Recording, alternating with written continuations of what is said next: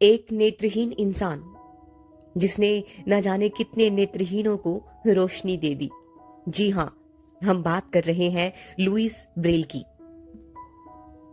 जो लोग देख नहीं सकते उन्हें दुनिया को देखने दिखाने का नया हथियार देने वाले लुईस ब्रेल को उनके जन्मदिन की हार्दिक शुभकामनाएं।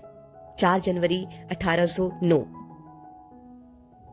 3 साल की उम्र में अपने पिता की कार्यशाला में खेलते समय मोची की औजार से उनकी दाहिनी आंख घायल हो गई थी। उस समय कोई भी चिकित्सा ज्ञान उनकी दृष्टि को नहीं बचा सका। यह बालक कोई साधारण बालक नहीं था। उसके मन में संसार से लड़ने की इच्छा शक्ति थी। उसने हार नहीं मानी और फ्रांस के मशहूर पादरी वैलेंटाइन की शरण में जा पहुंचा।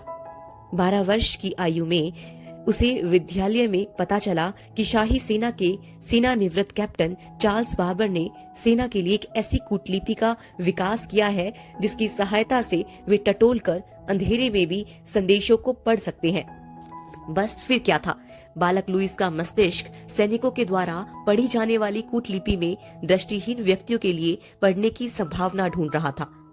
बालक लुईस ने कैप्टन से मुलाकात की और कूटलिपि में संशोधन प्रस्तावित किए।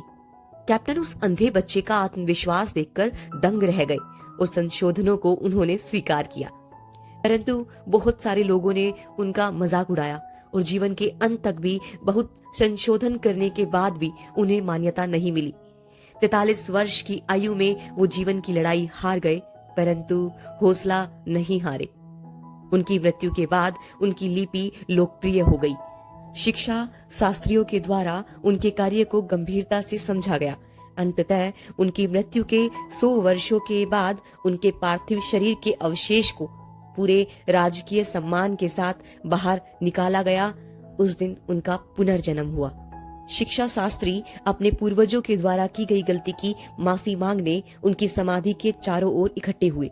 समूचे राष्ट्र ने उनसे माफी मांगी।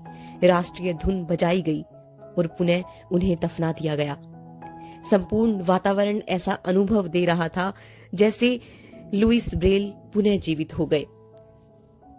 ब्रेल लिपि के तहत बिंदुओं को जोड़कर अक्षर, अंक और शब्द बनाए जाते हैं। ब्रेल में पहली किताब साल 1829 में प्रकाशित हुई।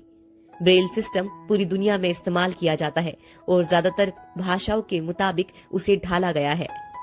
नमस्कार।